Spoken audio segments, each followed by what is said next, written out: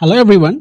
आज के इस वीडियो में हम सॉल्व कर रहे हैं ऑक्सीलेशन चैप्टर का 14.4 क्वेश्चन नंबर एनसीईआरटी का which the problem statement is which of the following function of time represent a simple harmonic motion, periodic but not simple harmonic motion and non periodic motion. ठीक है, तो हम लोग थोड़ा deeply इसको study करेंगे। तो सबसे पहले ये रिकॉल करने की कोशिश करें कि ये सिंपल हार्मोनिक मोशन एक्चुअली में होता क्या है। तो सिंपल हार्मोनिक मोशन में आप ये चीज ये जानते हैं कि आप किसी भी मोशन को सिंपल हार्मोनिक मोशन के तौर पे तभी डिसाइड करेंगे जब डिस्प्लेसमेंट जो है it can be written as sine और कोसाइन ओनली। मतलब क्या चीज कि when displacement x t can be written as a sine omega t plus some constant phi या फिर a cos omega t plus phi, तभी हम कहेंगे क्या चीज कि जो मोशन हो रहा है इस डिस्प्लेसमेंट टाइम के फंक्शन को देख करके हम कह पाएंगे कि ये मोशन सिंपल हार्मोनिक मोशन ही है। इसमें क्या खासियत आप नोटिस कर रहे हैं कि frequency must be single and fixed. मतलब क्या है, यहाँ फ्रीक्वेंसी जो है वो क्या सिंगल फ्रीक्वेंसीज है।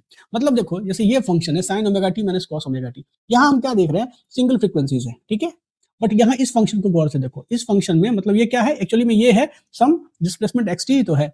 इसमें देखो तो यहाँ पे क्या है, एक ओमेगा, एक थ्राइस ऑफ ओमेगा फ्रीक्वेंसी हो गया, एक 5 ओमेगा टी फ्रीक्वेंसी हो गया। तो आप क्या कह सकते हो, यहाँ पे मल्टीपल फ्रीक्वेंसी इन्वॉल्व हो रहा है। ठीक है, तो आप समझ जाएं कि सिंपल हार्मोनिक मोशन कब होगा, जब motion can be written as a single sine और cosine function, frequency must be single and fixed. ठीक है, और ये जो चीजें आप लिख पा रहे हैं वो कहां से पैदा हो रही है, इस बेसिक रिक्वायरमेंट से पैदा हो रही है कि एक्सेलरेशन जो होगा a it must be proportional to the displacement x. ठीक है, या फिर हम लोग जो स्टैंडर्ड इक्वेशन में पढ़ा है a is equal to minus of omega square x, ये कंडीशन से ही ये सारी चीजें पैदा हो रही हैं, सारे रिक्वायरमेंट जो है सो पैदा हो रही है।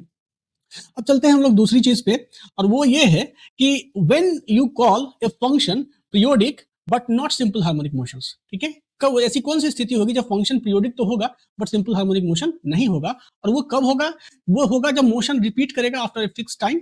ठीक है, मोशन तो रिपीट करेगा आफ्टर ए फिक्स टाइम, जो कि एसएचएम वाले केसेस में भी होता है, but displacement is not a single sine और कोसाइन फंक्शंस। ठीक है, साइन या कोसाइन का जो है सो फंक्शन सिंगल साइन या कोसाइन का फंक्शंस नहीं होगा, जैसे कि पावर ऑफ साइन या कोसाइन जैसे यूज करते हैं। जैसे यहाँ देखो ये क्या दिख रहा है आपको, साइन क्यू टी, ये क्या है, power of science and cosines है, इवन है ना, साइन साइन का पावर है। तो उस केसेस में क्या होगा कि displacement is not a single sine और कोसाइन फंक्शन। ठीक है, बट ये फंक्शन चूंकि साइन का फंक्शन है तो मोशन रिपीट कर रहा है after fix period of time. ठीक है, and the third case is कि when do we say that a motion is non periodic motion, तो उस केसेस को समझो कि वो तब होगा जब मोशन कभी रिपीट ही नहीं करेगा। ठीक है, मोशन जब कभी भी रिपीट नहीं करेगा तो हम कहेंगे कि वो नॉन पीरियोडिक फंक्शन है। और वो कब होगा, जब एक्सपोनेंशियल ग्रोथ होगा, मतलब जो एक्सटी जो है ना वो कुछ ऐसा फंक्शन होगा कि जो लगातार बढ़ता जा रहा है या लगातार घटता जा रहा है। अगर मान लो ये प्लॉट हुआ एक्सटी का, मतलब ये टाइम हो गया और ये डिस्प्लेसमेंट हो गया, तो इस तरह का अगर प्लॉट होगा जो कि ऐसे ये है, तो ये क्या है, लगातार क्या हो रहा है, ग्रोथ हो रहा है, ये एक्सपोनेंशियल ग्रोथ हो रहा है, ये क्या हो रहा है, डिके हो रहा है, डिके हो रहा है। उस केस में हम बोलेंगे कि मोशन क्या है, नॉन पीरियोडिक मोशन है, क्योंकि पीरियोडिक होने के लिए आपको पता है कि मतलब मोशंस का एक फिक्स टाइम इंटरवल के बाद रिपीट होना जरूरी है। Now come to the problem 1। The function x t ये क्या है, it is the linear combinations of sine and cosine. यही है ना एक्स टी जो आप देख रहे हैं, this is the linear combinations of sine and cosine. और एक चीज और खास नोटिस कर रहे होंगे कि सिंगल फ्रीक्वेंसी यहाँ जो ओमेगा है सेम फ्रीक्वेंसी यहाँ भी ओमेगा है। ठीक है, तो अगर ट्रिग्नोमेट्रिकली इसको हैंडल करना चाहें तो आप इसको लिख सकते हैं वट कि x t is equal to what, तो 1/√2 into sine omega t minus 1/√2 into cos omega t, और इसको यहाँ से √2 से मल्टीप्लाई करते तो आपको काटेंगे तो सेम यही चीज आप रिटर्न बैक टू, तो आपको यही आपको अचीव होगा। अब जरा आप इसको गौर से देखें तो 1/√2 को हम लिख सकते हैं वट π/4, तो कहीं ना कहीं हम जब इसको लिखेंगे √2 और ये हो जाएगा कितना, तो साइन ओमेगा टी एंड π/4 मतलब कॉस ऑफ π/4, और माइनस 1/, तो ये 1/√2 को क्या लिख सकते हैं हम लोग यहाँ पे साइन ओमेगा टी, तो ये हो गया साइन साइन π/4 इंटू यहाँ पे कॉस ओमेगा टी आ गया। तो अल्टीमेटली क्या आ गया, √2, और यहाँ से क्या चीज आ गया, ये π/4 है तो √2, और इसको अगर आप लिखोगे तो क्या लिखोगे, साइन ऑफ यहाँ से तो ओमेगा टी माइनस ऑफ π/4। ये जब सॉल्व करोगे इसको तो ये कैसे हैंडल होगा, ये sine of a minus b के फॉर्मूला से इसको हैंडल करो, जहाँ ए को आप मान लेते हो क्या चीज है, a is omega t and b is π/4। तो जब सॉल्व करोगे तो ये आएगा। नाउ अगर आप गौर से देखो तो ये जो एक्स टी जो फंक्शन है डिस्प्लेसमेंट, अगर ये स्टैंडर्ड इक्वेशन जो ए साइन ओमेगा टी प्लस 5 इसे मैच कर रहा है, कहीं ना कहीं से मैच कर रहा है, तो ये क्या है, ये तो तय है कि ये एक सिंपल हार्मोनिक मोशन है। ठीक है, this is a simple harmonic motion. And now what is the period, what is the time period of this function, तो यहाँ पर देखो जो फ्रीक्वेंसी है ओमेगा की वैल्यू कितनी आ रही है यहाँ पे, तो फ्रीक्वेंसी कितनी है, ओमेगा आ गया, तो हम टाइम पीरियड क्या जानते हैं, तो 2 पाई बाई ओमेगा होता है, इसलिए जब ये ओमेगा यहाँ डालोगे तो क्या हो जाएगा, 2 pi by omega, and this will be the time period of this. तो now come to the question number b. ये क्या है, this is the power of sine. ये क्या है, this is the power of sine है, power of sine है, ठीक है। अब ये जब पावर ऑफ साइन है तो अब इसको हम क्या करेंगे, एक्चुअली में ये हमारा डिस्प्लेसमेंट है, मतलब xt है, मतलब आप इसको ऐसे लिखो, this is the xt is equal to sine किसी भी पार्टिकल का t टाइम पे जो पोजीशन है वो इस फंक्शन के द्वारा दिया जा रहा है, ठीक है। अब आप जानते हो कि जो साइन आपका जो फॉर्मूला होता है, देखो जरा सा, साइन ऑफ 3 मतलब साइन ऑफ 3x, मान लो मैं अभी जो है ओमेगा साइन ऑफ 3x है, तो आप क्या जानते हो इसको, this will be 3 sin x minus 4 sine, क्योंकि ट्रिग्नोमेट्री का नॉर्मल फॉर्मूला है। तो साइन क्यू एक्स की वैल्यू जब यहाँ से निकालोगे तो क्या आएगा, sine of cube x is equal to what, it is equal to 3/4 sine x minus 1/4 sine 3x। तो अब जरा सा देखो यहाँ से कि साइन क्यू एक्स है, यहाँ पे साइन क्यू ओमेगा टी है, तो एक्स के बदले अगर ओमेगा टी हम सब्सटीट्यूट कर दे तो जो हमारा डिस्प्लेसमेंट का फंक्शन है वो क्या आ रहा है, 3/4 साइन ऑफ यहाँ पे तो ओमेगा टी माइनस 1/4, ठीक है, और sine of 3 omega into t. तो अब हम क्या देख रहे हैं कि मोशन कंटेन्स टू फ्रीक्वेंसी, ठीक है। हमने इस एक्सप्रेशन से ये कंक्लूड हो रहा है कि ये जो डिस्प्लेसमेंट का जो फंक्शन है ये बता रहा है कि मोशन जो है हमारा, मोशन कंटेन्स टू फ्रीक्वेंसी, ठीक है। मोशन में 2 फ्रीक्वेंसी से ये मोशन बन रहा है, एंड तो साथ में क्या है, इसको आप कह सकते हो it is superpositions of harmonics. ये क्या है, this is a superpositions of harmonic, superposition harmonics मतलब अलग अलग फ्रीक्वेंसी का ये सुपरपोजिशन है, सुपरपोजिशन ऑफ हार्मोनिक्स कह सकते हो, ठीक है। हार्मोनिक्स एक फ्रीक्वेंसी हो गया ओमेगा, एक थ्राइस ऑफ ओमेगा हो गया। तो यहाँ क्या हो रहा है कि ये सिंगल फ्रीक्वेंसी का फंक्शन है नहीं, तो साफ क्लियर हो गया कि भैया ये सिंपल हार्मोनिक मोशन नहीं होगा, ठीक है। अब ये आप पे निर्भर करता है कि अब इस xt फंक्शन से आप क्या निकालो, तो dx/dt निकालोगे, क्या निकालोगे, dxt/dt निकालोगे, तो आपको वेलोसिटी आ जाएगा, और उसके बाद फिर आप एक बार डिफरेंशिएट करोगे तो एक्सेलरेशन आएगा d2xt/dt²। ये जो आपका एक्सेलरेशन आएगा, अगर इस एक्सेलरेशन को आप डिस्प्लेसमेंट के फंक्शन a बराबर minus of omega square x मतलब डिस्प्लेसमेंट के फंक्शन के तौर पे नहीं लिख पाते हो, तो आप कहोगे कि सर ये सिंपल हार्मोनिक मोशन नहीं हुआ। लेकिन यहीं से आप कह सकते हो कि चूंकि इसमें 2 अलग अलग फ्रीक्वेंसी इन्वॉल्व है, so this will not a simple harmonic motion although it is a superpositions of harmonics, ठीक है। ये क्या है, ये जो डिस्प्लेसमेंट है सुपरपोजिशंस ऑफ हार्मोनिक्स है, इट कंटेन्स 2 फ्रीक्वेंसी हो जाता है, ठीक है। अब बात हो जाती है कि इसके पीरियड की, इसका टाइम पीरियड क्या होगा। तो इसमें 2 फंक्शंस है, एक ये है एक ये है। इस वाले फंक्शंस का अगर टाइम पीरियड निकालोगे, जो तुम्हारा ये जो फंक्शन है इसका अगर टाइम पीरियड निकालो, मैं यहाँ सीधे करता हूँ, तो क्या आ रहा है, ये आ रहा है टाइम पीरियड t1 अगर मैं निकालता हूँ तो ये क्या आ गया, तो this is the 2 pi by omega. और इस वाले फंक्शन का अगर टाइम पीरियड निकालोगे तो t2 बराबर क्या हो जाएगा, 2 पाई बाई 3 ओमेगा। तो अब ये अलग अलग, ये दोनों फंक्शन पीरियोडिक है, इनका इंडिविजुअल पीरियड ये है, लेकिन ओवरऑल मोशन जो पीरियोडिक होगा उसका टाइम पीरियड क्या होगा, what will be the time period of the overall motion, कितने मिनिमम टाइम के बाद दोनों मतलब ये दोनों फंक्शन इंडिविजुअली रिपीट कर चुके होंगे जो है सो।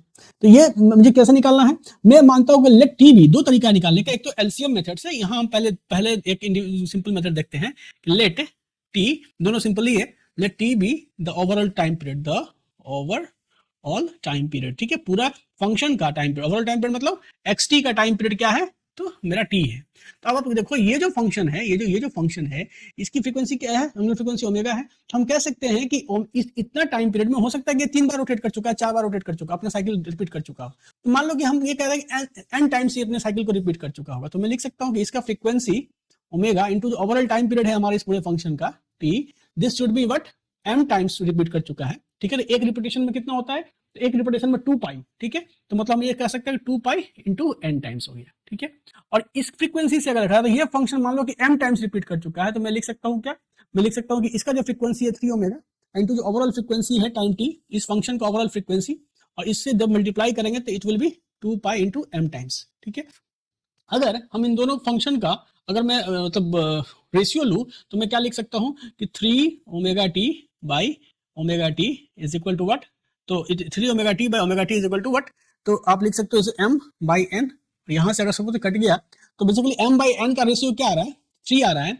तो अगर हम जो मिनिमम, मुझे मिनिमम m और n क्या है यहाँ पे, ये देखो ये n है और ये m क्या है, ये इंटीजर्स है, क्या है, m, n are integers, integers है, तो मिनिमम वैल्यू क्या हो सकती है यहाँ पे, ताकि ये 3 आए, तो n की वैल्यू जो है हम 1 लेंगे, तो ऑब्वियस है कि m की वैल्यू क्या आ जाएगी, 3 आ जाएगी। तो अब n की वैल्यू 1 अगर हम लेते हैं तो इससे ये कंक्लूड हो जाता है कि जो टाइम पीरियड है हमारा, ठीक है, t बराबर क्या हो गया 2 pi by omega, this is the overall time period of this function. इस फंक्शन का ओवरऑल टाइम पीरियड क्या आ गया, तो 2 पाई बाय ओमेगा आ गया, ठीक है। ये प्रोसेस मैं इसलिए एक्सप्लेन कर रहा हूँ कि जो कॉम्प्लेक्स फंक्शन आएगा तो आप समझ पाएंगे इस चीज को जो है सो। और एक दूसरा प्रोसेस होता है टाइम पीरियड निकालने का किसी भी पीरियडिक मतलब पीरियडिक फंक्शन का, और वो प्रोसेस होता है क्या चीज, हम लोग कहते हैं उसको, कहते हैं एलसीएम मेथड। क्या कहते हैं हम लोग उसको, we will call it as LCM method. हम लोग कहते हैं उसको एलसीएम मेथड, एलसीएम मेथड बोलते हैं, ठीक है। जो कॉम्प्लेक्स प्रॉब्लम्स होगा तो आप एलसीएम मेथड से भी टाइम पीरियड निकाल सकते हैं। देखो इस फंक्शन का टाइम पीरियड आपको पता है t1 बराबर 2 पाई बाय ओमेगा, और इस फंक्शन का टाइम पीरियड पता है t2 बराबर 2 pi by thrice of omega, ठीक है।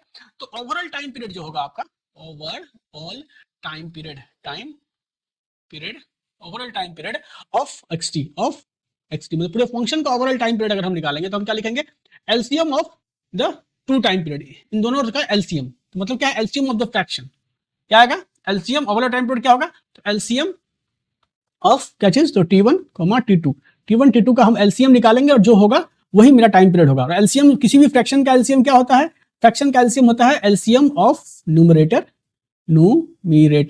बटा क्या चीज, HCF of denominator, HCF of denominator, ठीक है।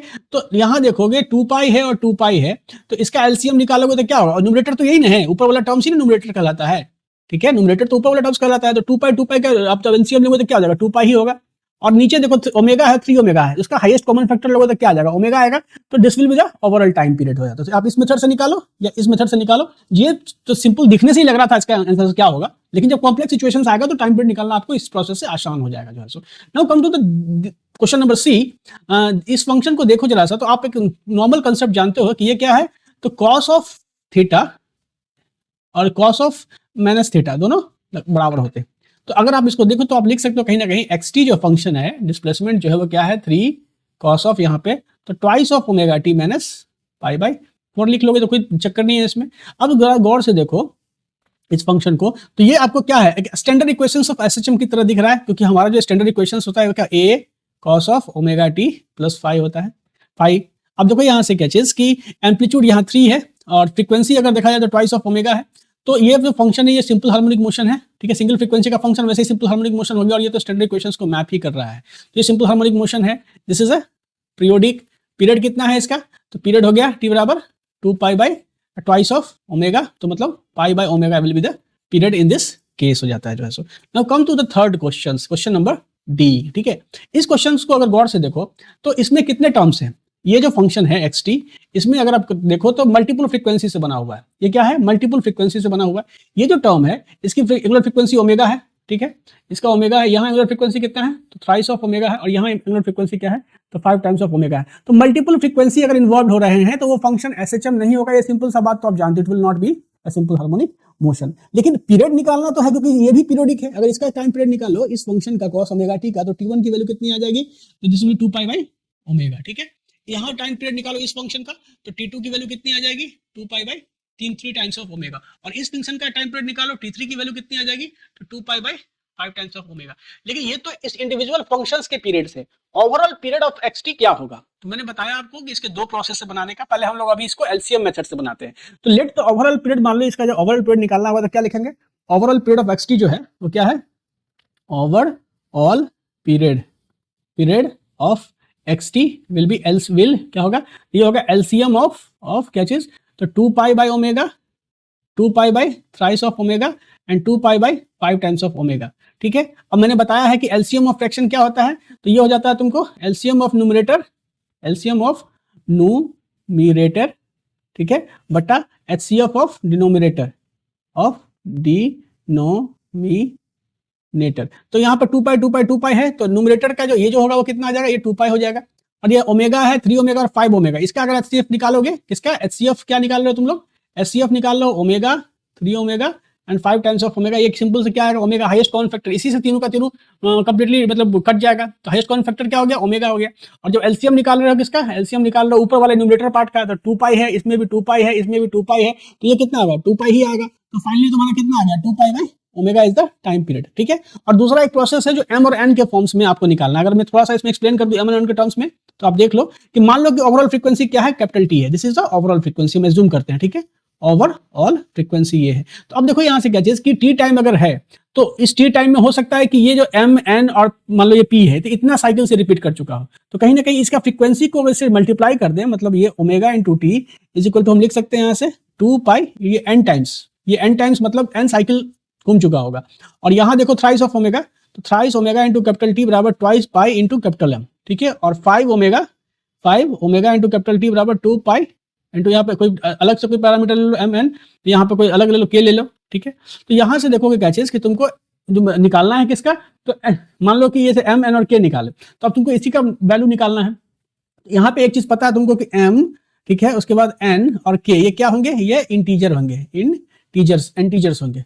तो इस पहले इक्वेशन से तुमको n की वैल्यू क्या आ रही है, यहाँ से n की वैल्यू आ रही है तुमको for the first equation, time period की वैल्यू कितनी आ रही है, कैपिटल T की वैल्यू ये आ रही है 2 pi into small m by omega, ठीक है। और जब तुम ये वैल्यू सब्स्टिट्यूट करते हो, ठीक है, into the other two equations, बाकी दोनों में जब सब्स्टिट्यूट करते हो तो क्या आएगा तुमको, तो ये तुमको आ जाएगा क्या चीज, तो m के फॉर्म्स में जो है सो, तो ये आ जाएगा तुमको क्या चीज, थ्राइस ऑफ यहाँ पे n is equal to what, m आ जाएगा, और 5 times of n is equal to what, यहाँ से k आ जाएगा। तो अब बताओ तुमको किसकी वैल्यू मिनिमम लेनी है, n की वैल्यू जो है so, to get the smallest t we have to choose the smallest integer, तो हम लोग क्या लेंगे, n की वैल्यू 1 लेंगे, और जब n की वैल्यू 1 लेंगे तो you will have the time period t बराबर 2 पाई बाई ओमेगा। तो आपको जिस प्रोसेस से मन है उस प्रोसेस से आप इसका टाइम पीरियड निकाल सकते हैं जो है so. And the other question was कि e equal to minus of omega square t square, तो ये देखो यहाँ माइनस साइन है, माइनस मतलब क्या हो रहा है, ये एक्चुअली में हो गया 1 by e to the power omega square t square. तो टाइम जैसे जैसे बढ़ेगा, टी जैसे जैसे बढ़ेगा, तो ये क्या हो रहा है, इसकी जो वैल्यू है वैसे वैसे क्या होगी, इंक्रीज करेगी, ठीक है। और ये जब इंक्रीज करेगी तो ये पूरा का वैल्यू क्या हो जाएगा, ये डिक्रीज करेगा। तो ये क्या है, ये एक्सपोनेंशियली डिकेइंग फंक्शन है। क्या है ये, एक्सपोनेंशियली मतलब क्या चीज, ये जो xt है, डिस्प्लेसमेंट जो है, ये क्या है, एक्सपोनेंशियली डिकेइंग फंक्शन है, मतलब टाइम के रिस्पेक्ट में ये घटता जाएगा। अगर इसका प्लॉट भी देखोगे, डिस्प्लेसमेंट टाइम का प्लॉट, अगर मान लो ये xt है और ये टाइम है, तो कहीं ना कहीं इस तरह से जो है सो जाएगा, जो है एक्सपोनेंशियली डिकेइंग है। तो क्या ये फंक्शन कभी रिपीट करने वाला है, नहीं करने वाला है। So it will never repeat, कर रहा है रिपीट, देखो ना यहाँ कोई साइकिल हो रहा है, यहाँ से सीधे ही घटता जाएगा सीधा। तो ये जब रिपीट नहीं करेगा तो ये क्या हो गया, और ये आप पता है कि t इक्वल टू 0 पे एजिम्पटिकली अप्रोच करेगा आपके टाइम एक्सिस को। जब टाइम बहुत ज्यादा इन्फिनिटी हो जाएगा उस समय इसको क्या करेगा, एजिम्पटिकली अप्रोच करेगा, और यहाँ भी एजिम्पटिकली ही अप्रोच करता है। तो यहाँ रिपीटेशन नहीं हो रहा है, और रिपीटेशन नहीं हो रहा है तो पीरियड नहीं, और पीरियड नहीं है तो this is non periodic function, ठीक है। और एसएचएम होने की तो कोई संभावना है ही नहीं। Now come to this function, this is the function of xt। ये फंक्शन अगर देखो तो क्या है, पॉलिनोमियल इन टाइम है। देखो टाइम का मल्टीपल t है, यहाँ t स्क्वायर है, ये पॉलिनोमियल है टाइम के, मतलब टाइम फंक्शन के साथ जो है सो ये क्या है, पॉलिनोमियल फंक्शन है। तो कंटिन्यूअसली क्या होगा, इंक्रीज करेगा, टाइम जैसे जैसे बढ़ेगा, तो t है, t स्क्वायर है, ये बढ़ता जाएगा। तो क्या है कि यहाँ पे आखिर मतलब रिपीटेशन के लिए क्या है, बैक होने की भी संभावना होनी चाहिए। तो यहाँ जो xt है वो क्या हो गया, इट विल नेवर रिपीट्स, ये क्या हो रहा है, कभी रिपीट करेगा ही नहीं। जब रिपीट नहीं करेगा तो ये पीरियोडिक हो ही नहीं सकता है, ठीक है।